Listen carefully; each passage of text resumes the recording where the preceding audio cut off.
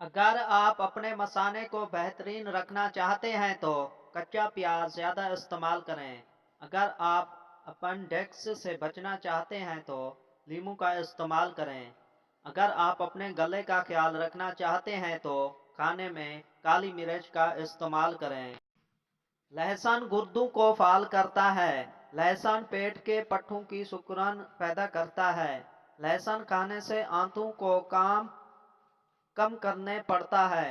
लहसुन खाने के बाद खुश्क धनिया चबाने से बदबू नहीं आती।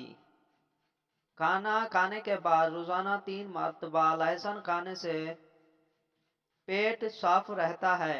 लहसुन को पीसकर पानी में घोलकर पीने से खतरनाक बीमारियों से दूर रह सकते हैं।